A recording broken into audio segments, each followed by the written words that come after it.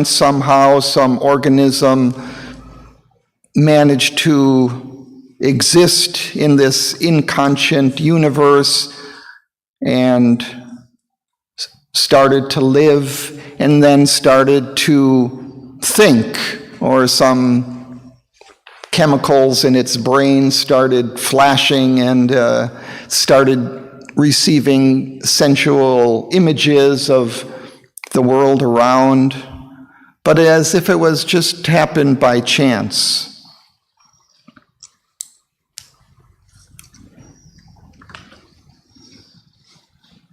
But then he was saying, but this is just kind of a false appearance due to mind's insufficiency of understanding.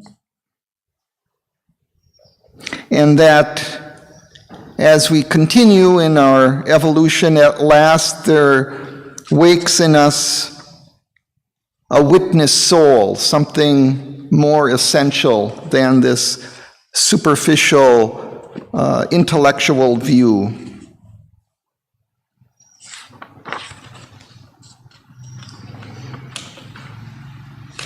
So that's kind of the place where we've left off.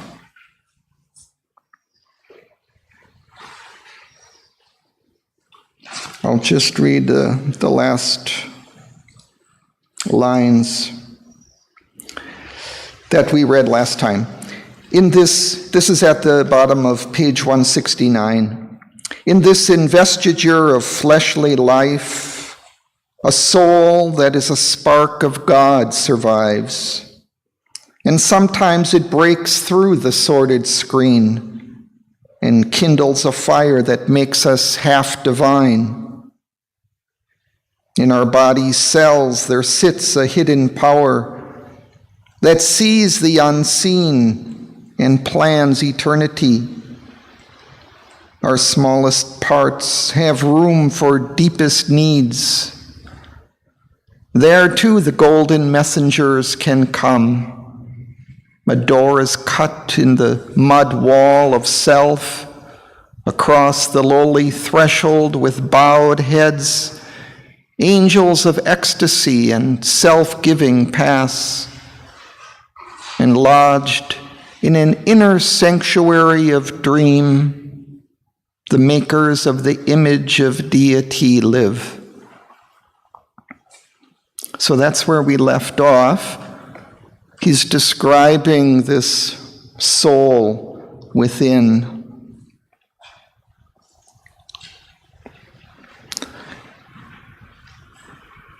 So Suresh, would you like to read? Pity is there at the top of 170, about 6-7 lines down. And fire in sacrifice and flashes of sympathy and tenderness caused heaven light from the path's schedule shine. The work is done in the deep silence. The glory and wonder of spiritual sense, the water in beauty, the everlasting space, transforming world experience into joy, inhabit the mystery of the untouched gulfs, ruled by time's beats, eternity speaks to us. In the same hermetic heart, the happy core, unknown behind its outer shape of death, the eternal intrigue purpose within its matter of divine felicity, its region of heavenly knowledge. Thank you.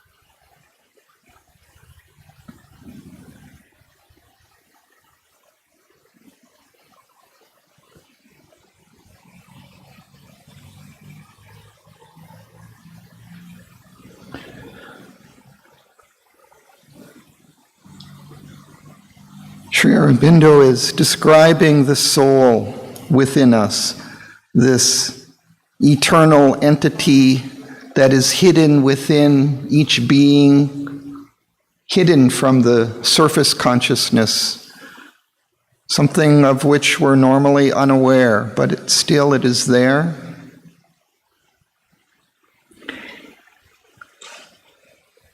It expresses itself as best it can through our instruments of mind and life. It expresses itself through pity. Pity is there, and fire-wing sacrifice, and flashes of sympathy and tenderness. This is the way the soul expresses itself through our nature. It casts heaven lights from the heart's secluded shrine.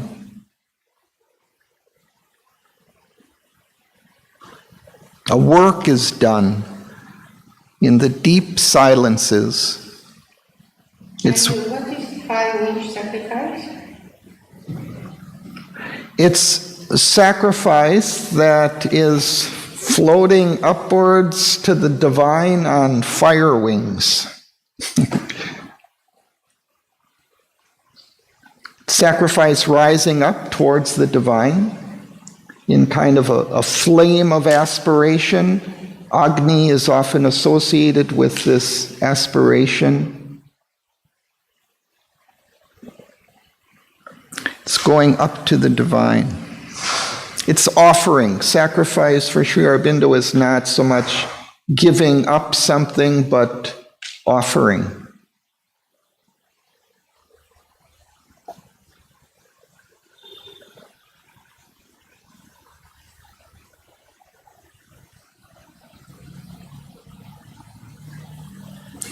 So a work is done in the deep silences.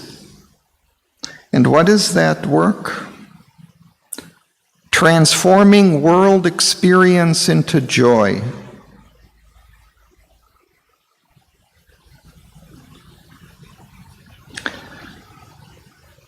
It learns and develops from our experiences in life. It grows through that. At the same time, it takes delight in all of that.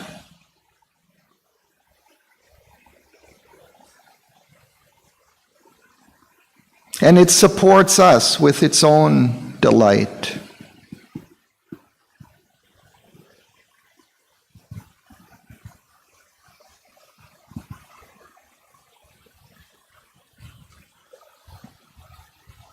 And the sealed hermetic heart, the happy core, it's enclosed, very tightly hidden away in our core,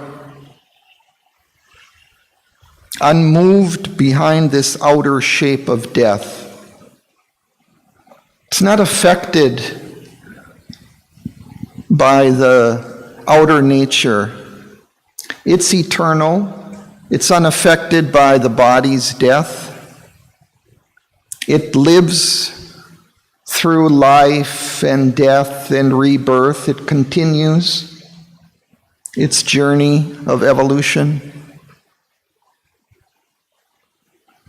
The eternal entity prepares within its matter of divine felicity, its reign of heavenly phenomena. It's preparing the future being into which we're evolving, a being of divine felicity, of divine happiness, and a reign of heavenly phenomena.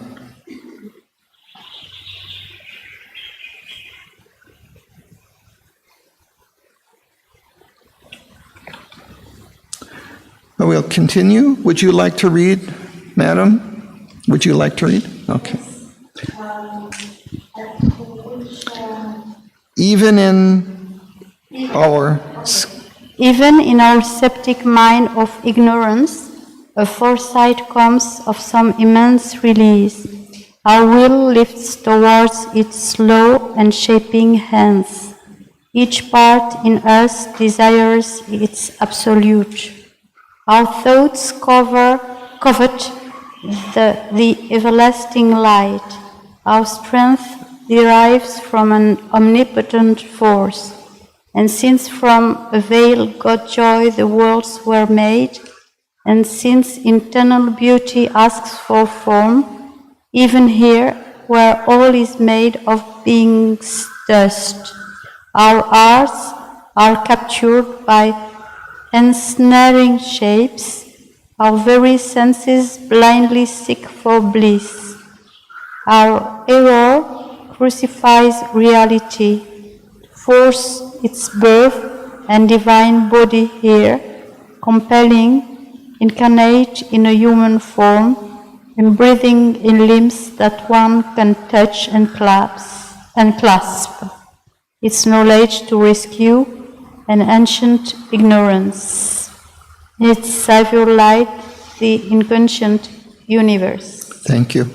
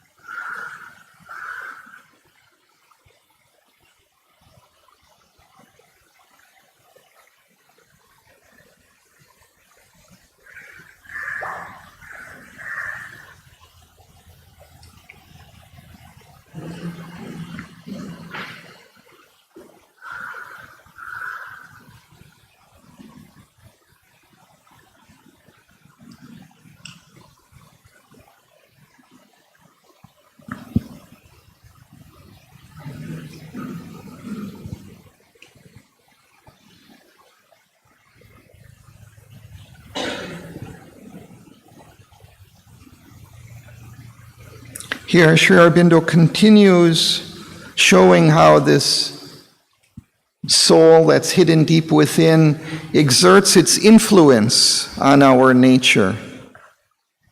So it also influences our mind, our skeptic mind of ignorance. And then a foresight comes. Our minds also get some sense that something more is there and that is achievable will come to us in the future. Some immense release from this narrowness and ignorance. And our will, the mental will, lifts towards it slow and shaping hands. So even our mental will begins striving towards this higher life. And then he says, each part in us desires its absolute. Our thoughts covet the everlasting light. Our strength derives from an omnipotent force. And since from a veiled God joy the worlds were made, so even our world has come from this world of delight. And since eternal beauty asks for form, even here on earth where all is made of being's dust, our hearts are captured by ensnaring shapes. Our very senses blindly seek for bliss.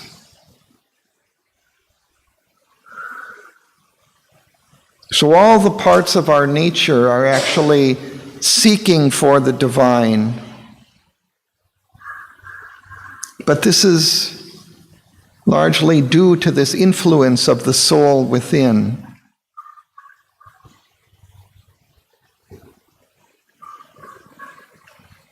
And then he has this interesting sentence comes, our error crucifies reality.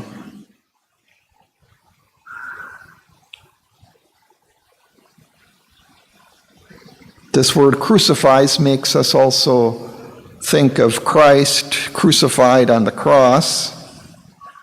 But we crucify, our error crucifies the truth, the reality, to force its bliss, its birth, and divine body here. Because we keep making errors, mistakes, our ignorance forces the divine to come and to be born here on earth, to save us. Compelling, incarnate in a human form, and breathing in limbs that one can touch and clasp. Its knowledge to rescue an ancient ignorance, its savior light, the inconscient universe.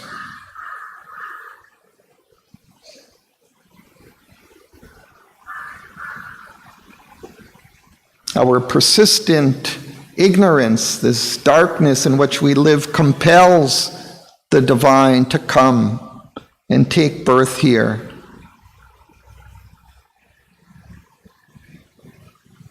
And its savior light to come into the inconscient universe, into the body.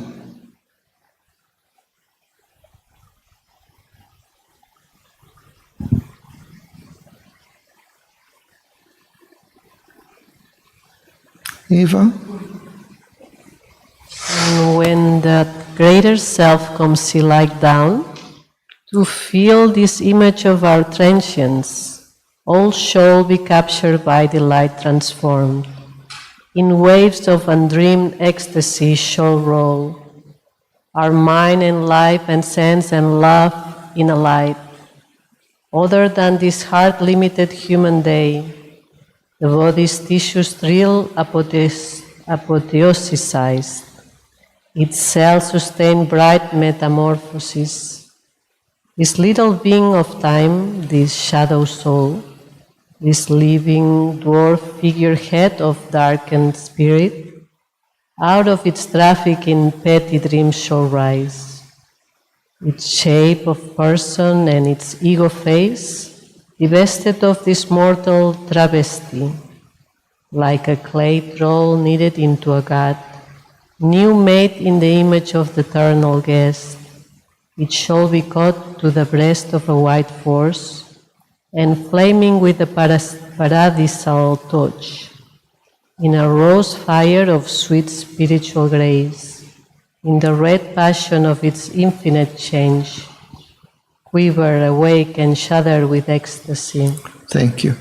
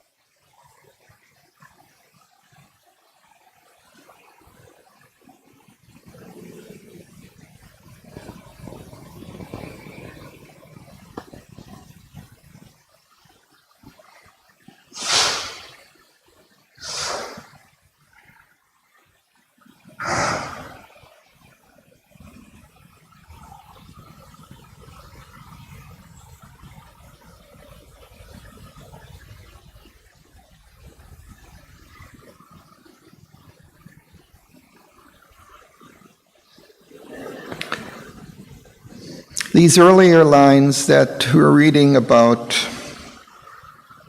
compelling, incarnate in a human form, I mean, it gave us a sense of compelling the divine incarnation, the avatar, to come.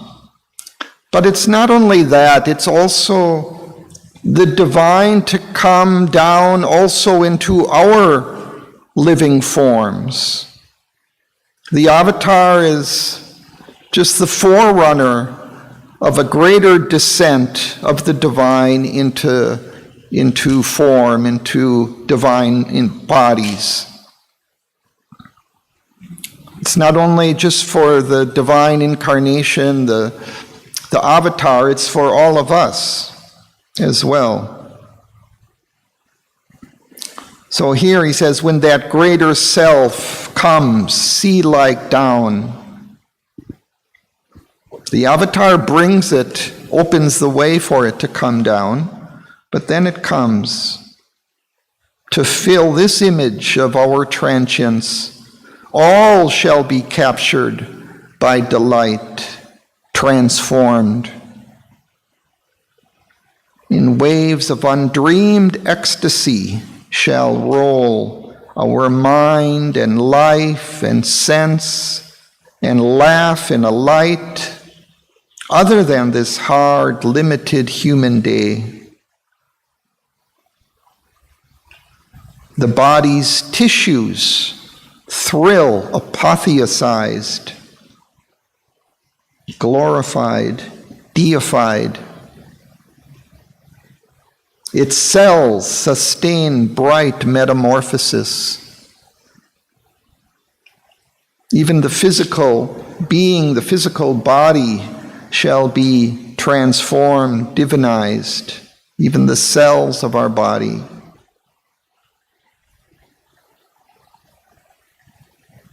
This little being of time, this shadow soul, now we're kind of like shadows of this soul that's hidden within us. This living dwarf figurehead of darkened spirit.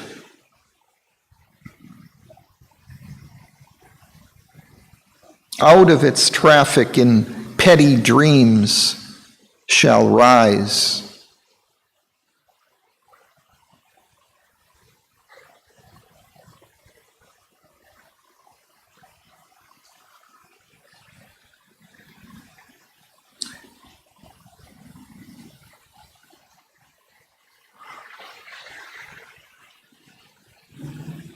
Our person, the ego face, will be divested of this mortal travesty.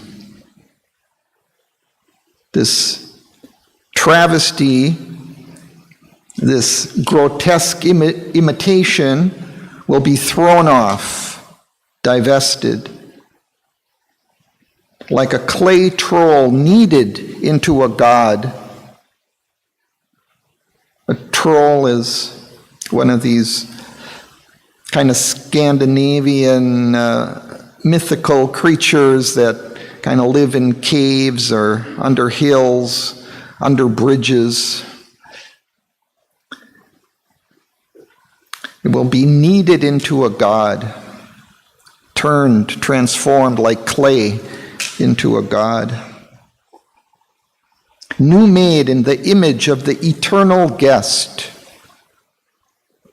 This eternal guest is the divine within us as our soul.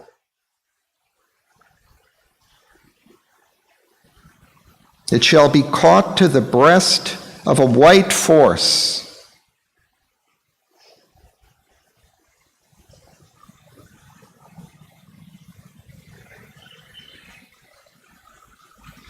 That white force is reminiscent of the mother's force. Sometimes she comes with this white light and flaming with the paradisal touch in a rose fire of sweet spiritual grace. This rose fire is suggestive also of the psychic fire, that Agni burning within the soul, burning with aspiration towards the divine.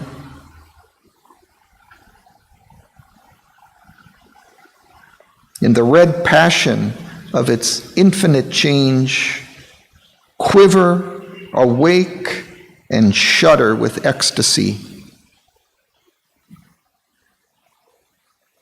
Finally, that soul within us shall arise, awaken, and transform the whole being, become the leader of the being, no longer hidden within, but awaken.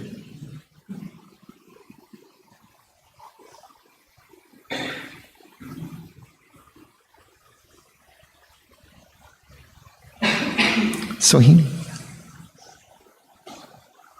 as if reversing a deformation spell, released from the black magic of the night, renouncing servitude to the dim abyss, it shall learn at last who lived within unseen, and seized with marvel in the adorning heart, to the enthroned child Godhead kneel aware, trembling with beauty and delight and love. But first, the Spirit's ascent we must achieve out of the chasm from which our nature rose. The soul must soar sovereign above the form and climb to summits beyond minds half asleep. Our hearts we must inform with heavenly strength, surprise the animal with the occult God. Then kindling the gold tongue of sacrifice, calling the powers of a bright hemisphere, we shall shed the discredit of our mortal state, make the abysm a road for heaven's descent, acquaint our depths with the spiritual ray, and cleave the darkness with the mystic fire. Thank you.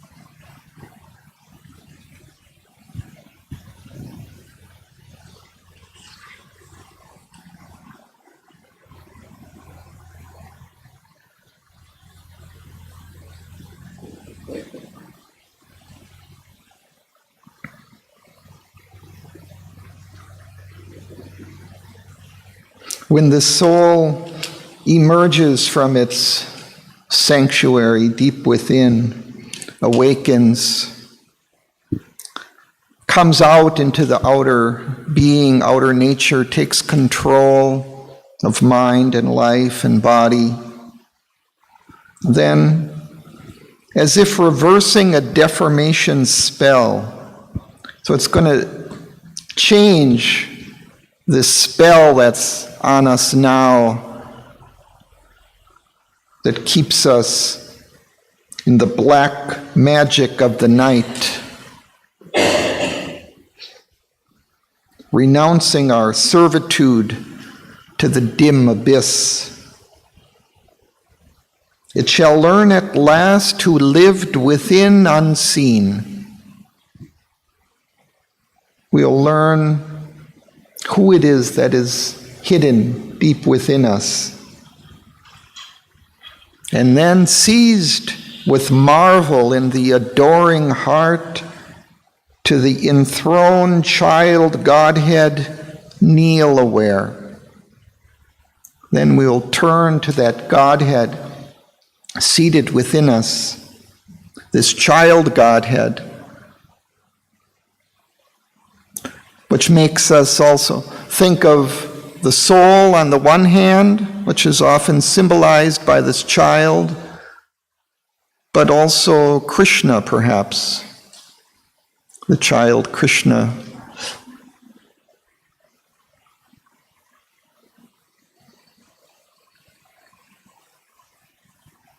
So we'll turn to that Godhead within us, kneeling, aware, trembling with beauty and delight and love. So we'll turn to the divine with all this love and beauty and delight. But first, before we can do that, the Spirit's ascent we must achieve out of the chasm from which our nature rose. Our nature has arisen out of this inconscient matter. We have to rise above that. The soul must soar, sovereign, above the form. We need to release the spirit that's within us.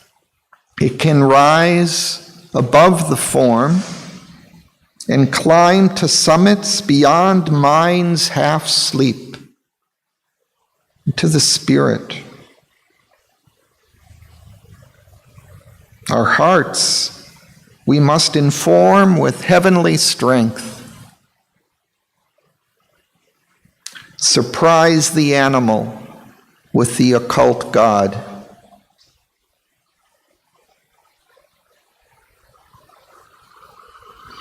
Normally, our vital nature, it's dominated by these animal instincts and desires. But when the soul comes forth, then we have to overcome that, surprise that surface vital nature with something deeper within, the occult God. It'll take that and take it into control.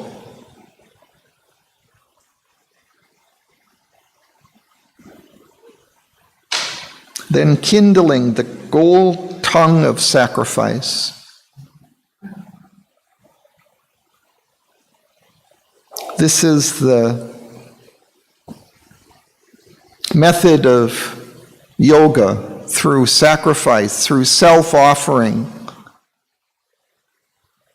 Kindling this sacrifice, slowly building it, feeding it, this fire within us of aspiration, of self-giving, always putting more and more of ourselves into that so that it grows into a strong fire. And calling the powers of a bright hemisphere, calling down the powers from above, the divine forces. So we call from below, aspire from below, call down these gods. Then we shall discredit our mortal. We shall shed the discredit of our mortal state. Make the abysm a road for heaven's descent.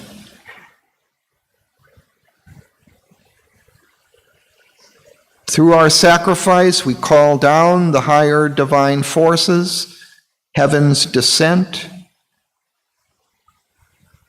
Acquaint our depths with the supernal ray, and cleave the darkness with the mystic fire.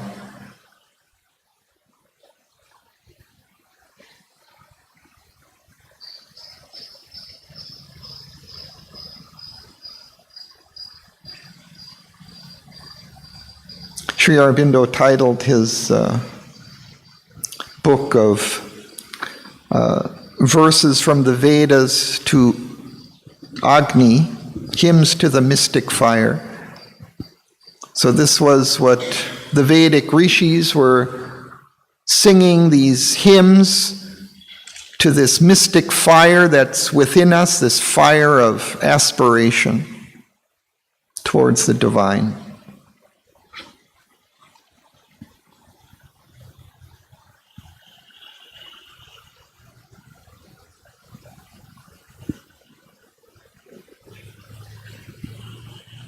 We think of it in these kind of psychological terms nowadays. We can talk about it as fire of aspiration, but they viewed it as actual God, Agni, within us, that we kindle this Godhead within us, make him strong,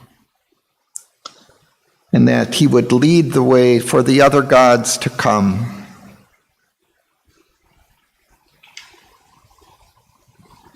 They viewed it in these more personal terms.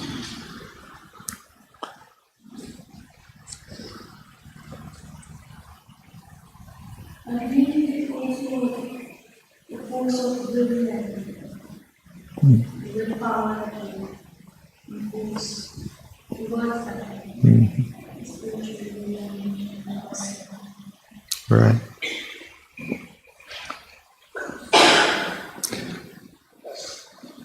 These are the forms it takes in us, our will, our striving, out the yearning of our hearts. All of these are forms that this Agni, this mystic fire, takes within us.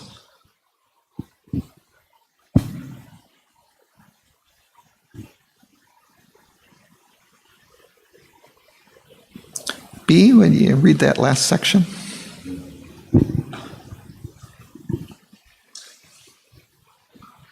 Adventuring once more in the natal mist, across the dangerous haze, the pregnant stir, he through the astral chaos shore away, mid the gray faces of its demon gods, questioned by whispers of its flickering ghosts, besieged by sorceries of its fluent force. As one who walks unguided through strange fields, tending he knows not where, nor with what hope. He trod a soil that failed beneath his feet, and journeyed in stone strength to a fugitive end. His trail behind him was a vanishing line of glimmering points in a vague immensity. A bodiless murmur traveled at his side. In the wounded gloom, complaining against light, a huge obstruction, its immobile heart. The watching opacity multiplied as he moved. Its hostile mass of dead and staring eyes. The darkness glimmered like a dying torch. Around him, an extinguished phantom glow peopled with shadowy and misleading shapes, the vague inconscious, dark and measureless cave. His only sunlight was his spirit's flame.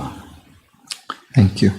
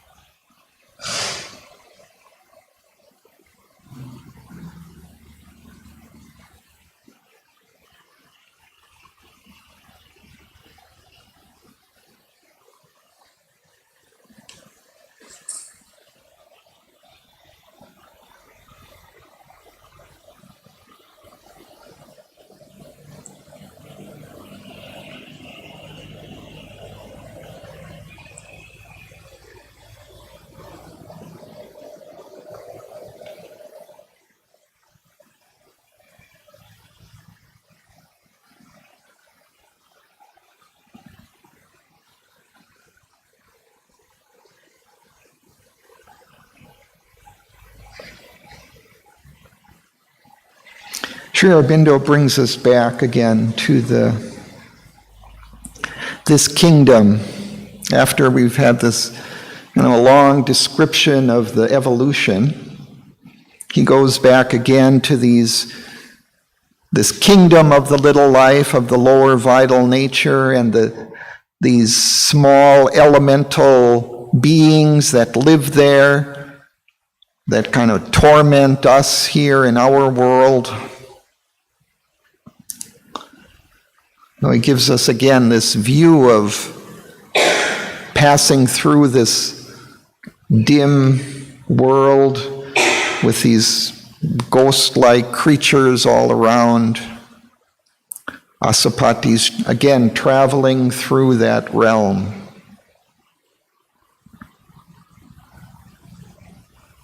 Amid the gray faces of its demon gods, questioned by whispers of its flickering ghosts. It's passing through this strange realm with these demons and ghosts whispering to him from all sides. And it's not clear the way in which to go. It's so dark in this place and confusing. What is shore or way? Shore is to cut through.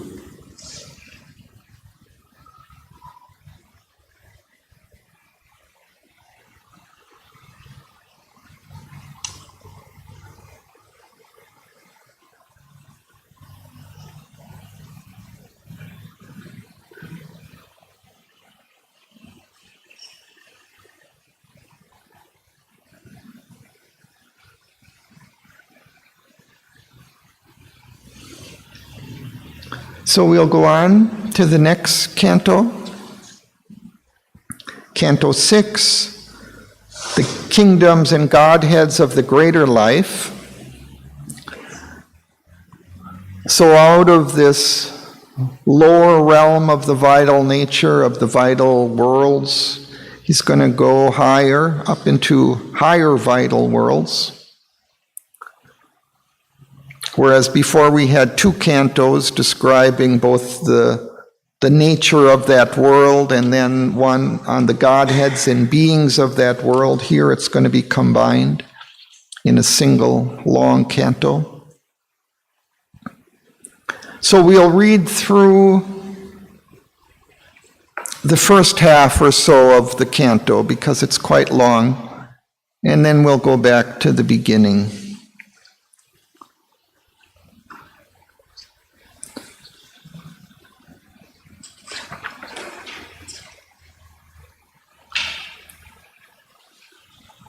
So, Gabriella, would you like to?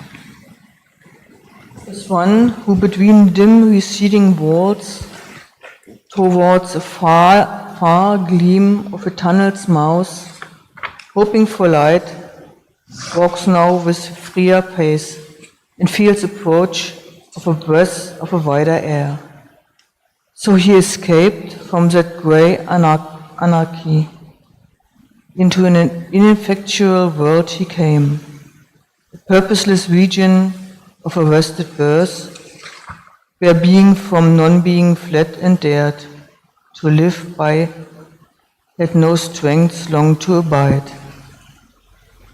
Above there gleamed a pondering brow of sky, tormented, crossed by wings of doubtful haze, adventuring with a voice of roaming winds, inquiring for a direction in the void, like blind souls looking for the selves they lost, and wandering through unfamiliar worlds.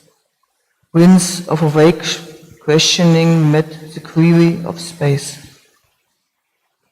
After denial dawned a dubious hope, a hope of self and form, and to live and birth of that which never yet could be.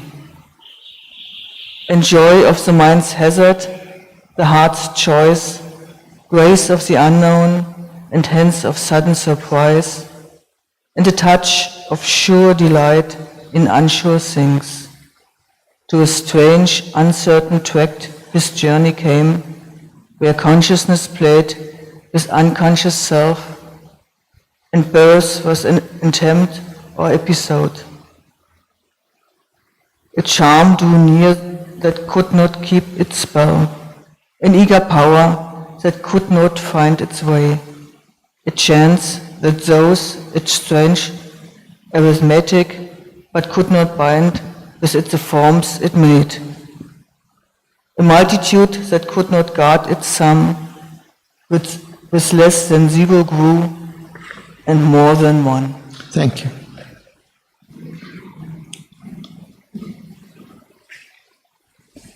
Tinaka, would you like to? Oh, okay. You.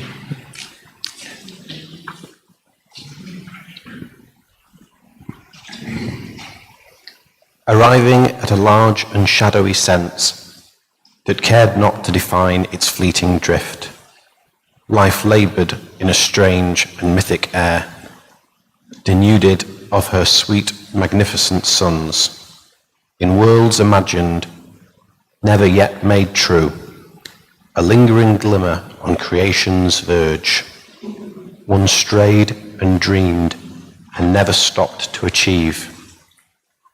To achieve would have destroyed that magic space.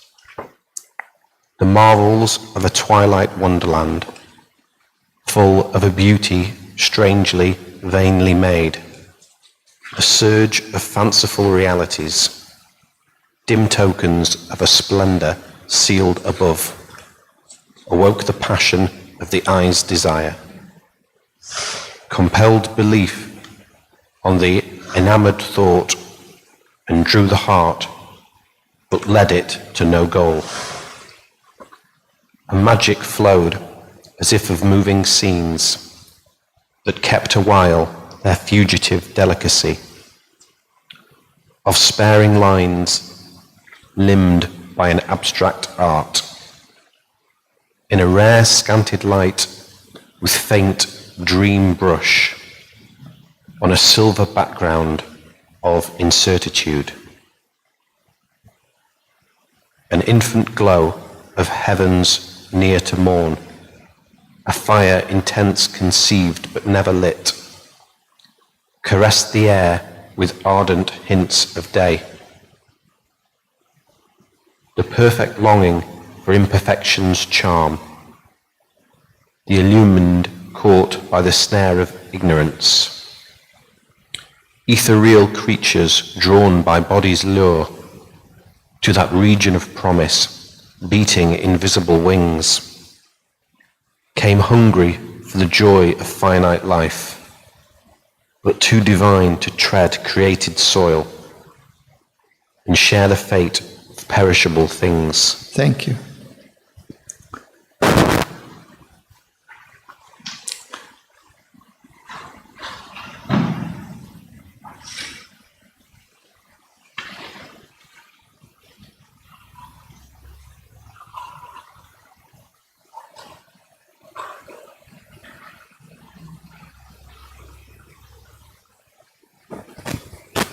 The children of the unembodied gleam, arisen from a formless thought in the soul, and chased by an imperishable desire, traversed the field of the pursuing gaze.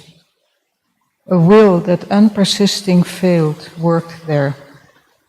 Life was a search, but finding never came. There nothing satisfied, but all allured.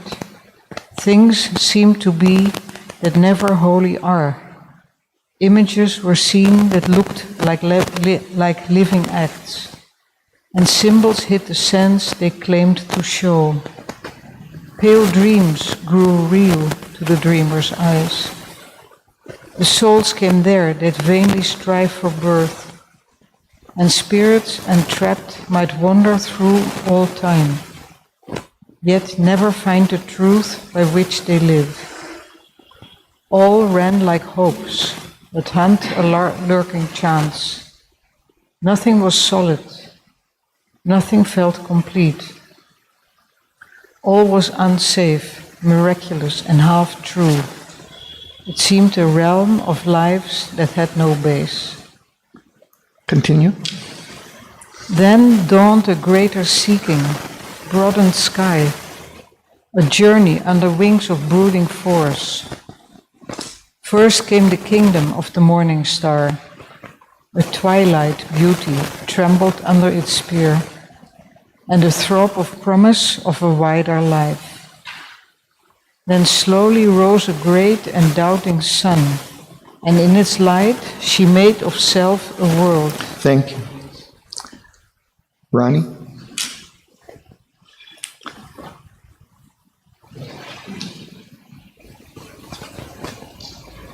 The spirit was there that sought for its own deep self, yet was content with fragments pushed in front and parts of living that belied the whole, but pieced together might one day be true.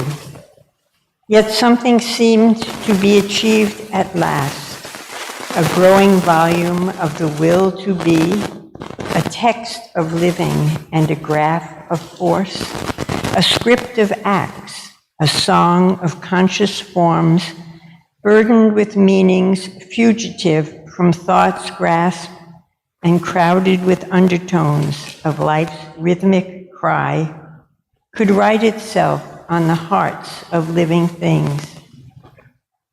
In an outbreak of the might of secret spirit, in life and matter's answer of delight, some face of deathless beauty could be caught that gave immortality to a moment's joy, some word that could incarnate higher truth leaped out from a chance tension of the soul, some hue of the absolute could fall on life, some glory of knowledge and intuitive sight, some passion of the rapturous heart of love. Thank you.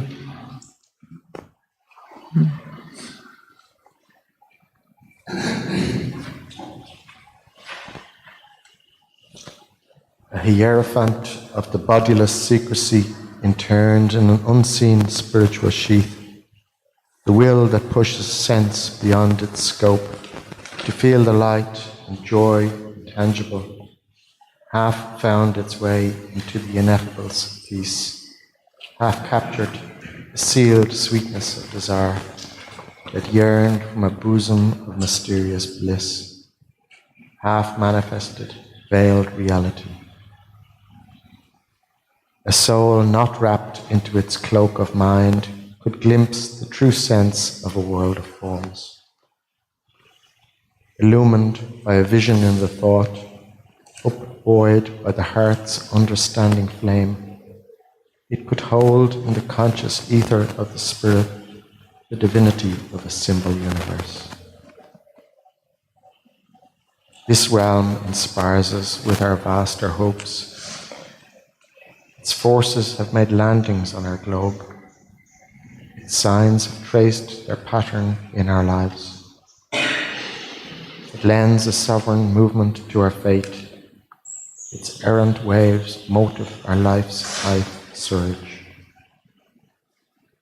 All that we seek for is prefigured there, and all that we have not known nor ever sought, which yet one day must be born in human hearts, that the timeless may fulfill itself in things. Incarnate in the mystery of the days, eternal in an unclosed infinite, a mounting, endless possibility climbs high upon a topless ladder of dream, forever in the being's conscious trance. All on that ladder mounts to an unseen end. Thank you. Marco?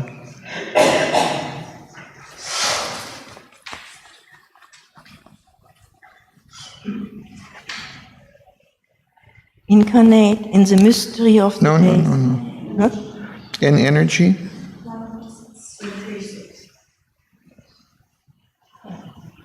An energy of perpetual transience makes the journey from which no return is sure, the pilgrimage of nature to the unknown.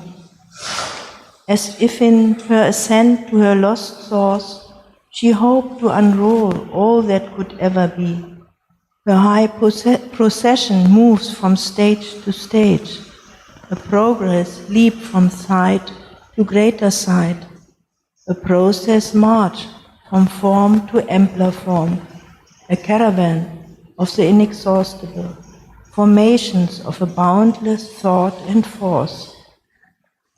Her timeless power that lay once on the lap of a beginningless and endless calm, now severed from the spirit's immortal bliss, erects the type of all the joys she has lost.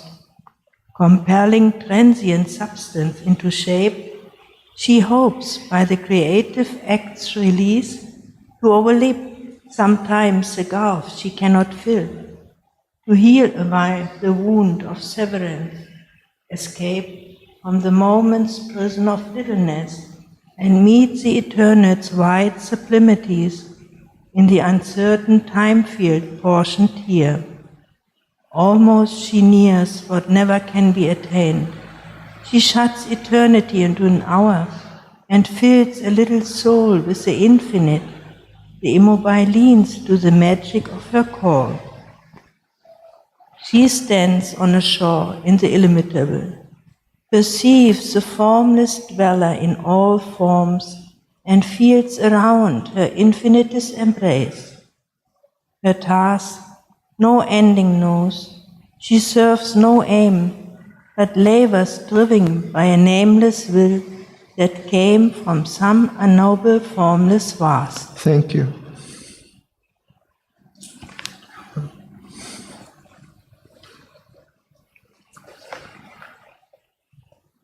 This is the secret and impossible task, to catch the boundless in a net of birth, to cast the spirit into physical form, to lend speech and thought to the ineffable.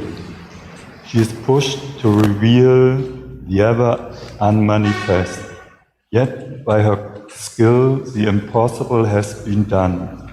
She follows a sublime irrational plan, invents devices of her magic art, to find new bodies for the infinite and images of the unimaginable.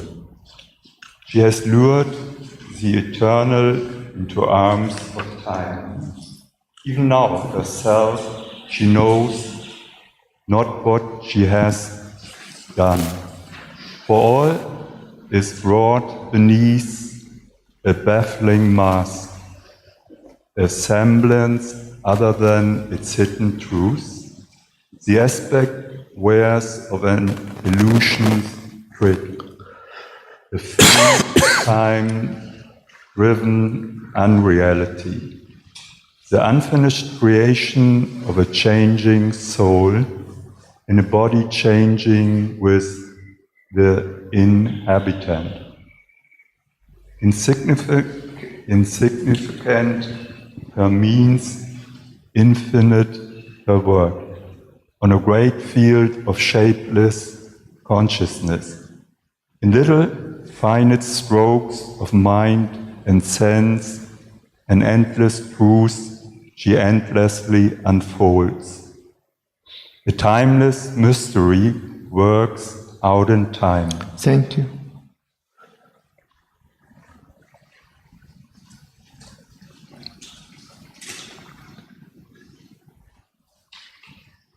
The greatness she has dreamed, her acts have missed. Her labor is a passion and a pain, a rapture and pang, her glory and her curse. And yet she cannot choose but labors on. Her mighty heart forbids her to desist. As long as the world lasts, her failure lives, astonishing and foiling reason's gaze. A folly and a beauty unspeakable, a superb madness of the will to live, a daring, a delirium of delight. This is her being's law, its sole resource. She sates, though satisfaction never comes, a hungry will to lavish everywhere her many imaged fictions of the self, and thousand fashions of one reality. A world she made touched by truth's fleeing hem, a world cast into a dream of what it seeks, an icon of truth, a conscious mystery's shape. It lingered not like the earth mind, hemmed in solid barriers of apparent fact. It dared to trust the dream mind and the soul.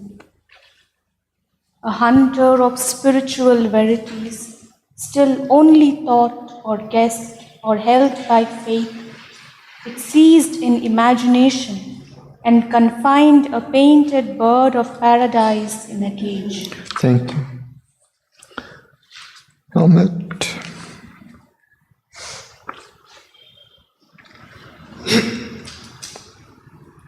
This greater life is enamored of the unseen. It calls to some highest light beyond its reach. It can feel the silence that absolves the soul. It feels a savior touch, a ray divine. Beauty and good and truth its Godheads are. It is near to heavenlier heavens than earth's eyes see, a direr darkness than man's life can bear. It has kinship with the demon and the God. A strange enthusiasm has moved its heart. It hungers for heights. It passions for the supreme. It hunts for the perfect word, the perfect shape. It leaps to the summit thought, the summit light. For by the form, the formless is brought close, and all perfection fringes the absolute. A child of heaven who never saw his home, its impetus meets the eternal at a point. It can only near and touch, cannot hold. It can only strain towards some brighter extreme. Its greatness is to seek and to create. On every plane, this greatness must create. On earth, in heaven, in hell, she is the same. Of every fate she takes her mighty part. The guardian of the fire that lights the suns, she triumphs in her glory and her might. Opposed, oppressed, she bears God's urge to be born. His spirit survives upon non-being's ground. World force outlasts world disillusion's shock.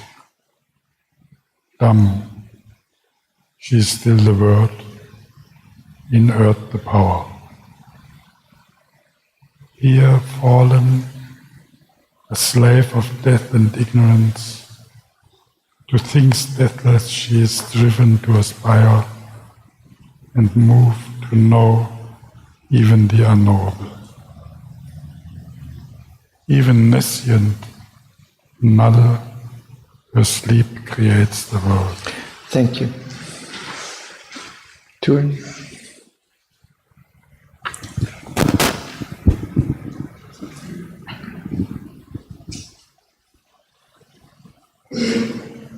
When most unseen, most mightily she works, housed in the atom, buried in the clod. Her quick creative passion cannot cease. In conscience, is her long, gigantic pose. Her cosmic swoon is a stupendous phase. Time-born, she hides her immortality. In death, her bed, she waits the hour to rise. Even with the light denied that sent her forth, and the hope dead she needed for her task, even when her brightest stars are quenched in night, nourished by hardship and calamity, and with pain for her body's handmaid, masseuse, nurse. Her tortured, invisible spirit continues still to toil through in darkness to create, though with pangs. She carries crucified God upon her breast.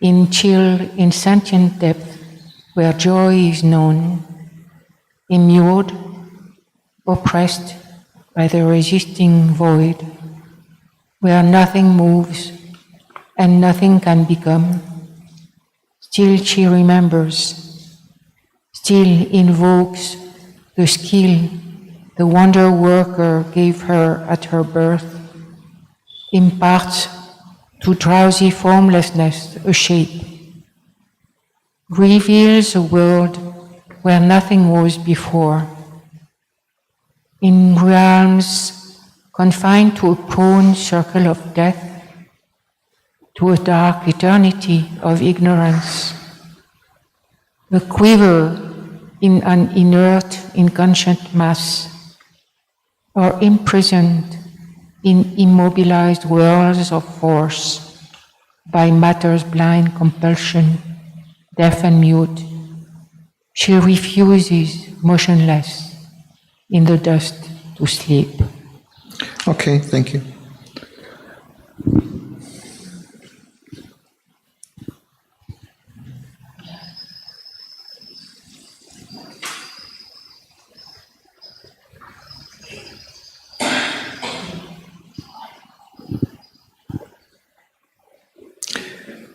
Then for her rebel waking's punishment, page 180. Line 275. Bottom of page 180. Then, for her rebel waking's punishment, given only her mechanic circumstance as the engineer of her magic craft, she fashions godlike marvels out of mud. In the plasm she set her dummy mortal's urge, helps the lived tissues to think, the closed sense to feel, flashes through the frail nerves poignant messages. In a heart of flesh, miraculous love, to brute bodies gives a soul, a will, a voice. Ever she summons as thy sorcerer one, beings and shapes and scenes innumerable, torchbearers of her prompts through time and space. This world is her long journey through the night, the suns and planets lamps to light her road. Our reason is the confidant of her thoughts, our sense are her vibrant witnesses. There, drawing her signs from things half true, half false, she labors to replace by realized dreams, the memory of her lost eternity. Continue. Okay. These are her deeds in this huge world ignorance. Till the veil is lifted, till the night is dead, in light or dark she keeps her tireless search. Time is her road of endless pilgrimage. One mighty passion motives all her work. The eternal lover is her action's course. For him she leaped forth from the unseen vasts, to move here in a stark and conscious world. Now its acts are her commands, her hidden guest. His moods she takes for her heart-puzzled mouth. In beauty she treasures the sunlit of his smile. Thank you.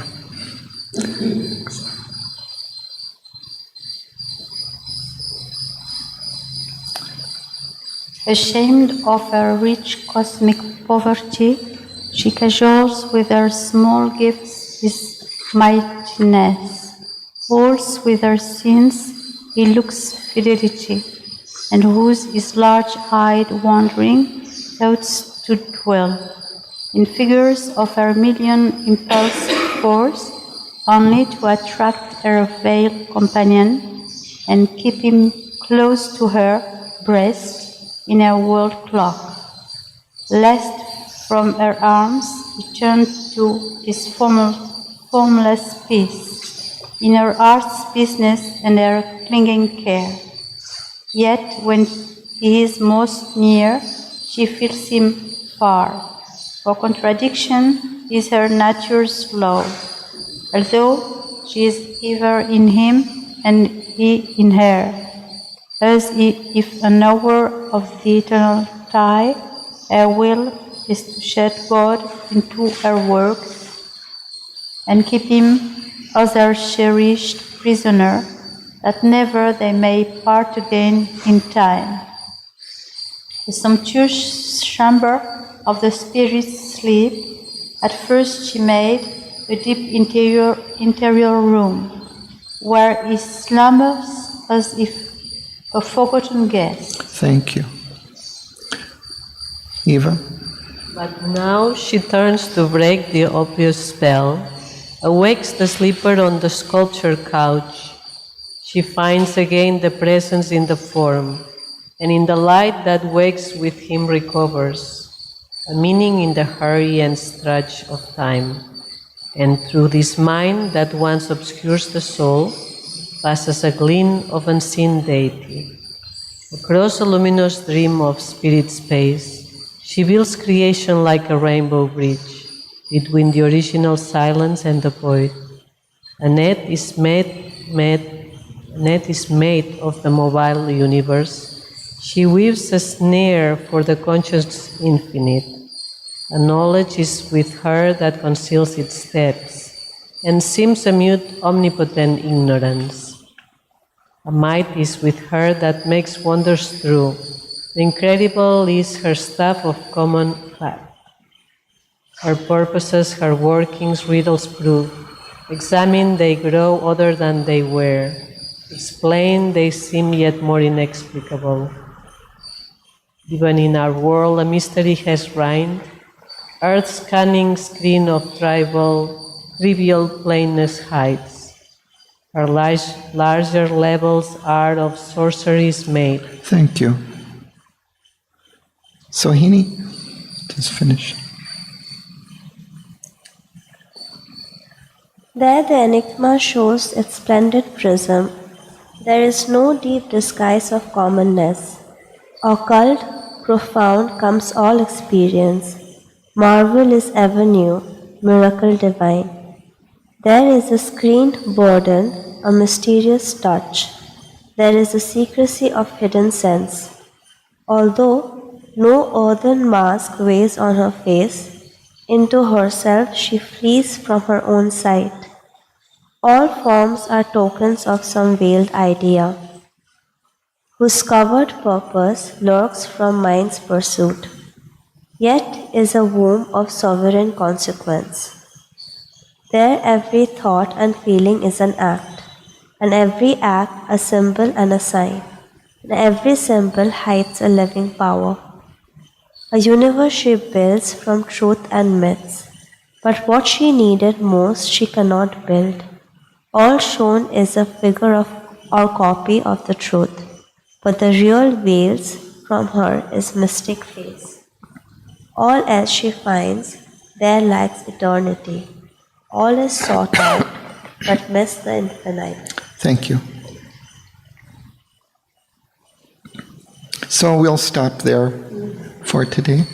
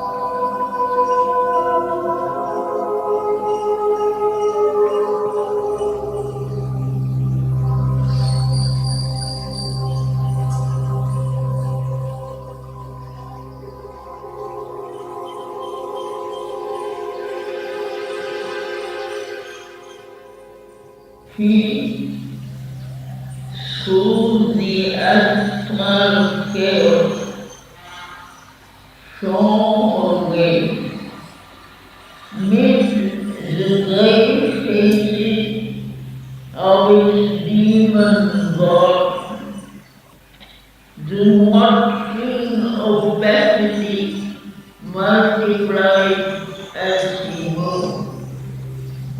Its hostile mass of dead and staring eyes. The darkness glimmered like a dying torch. Around him, an extinguished phantom glare. People with shadowy and misleading shapes, the vague, inconstant dark and measureless chaos, his only sunlight was his spirit's flame.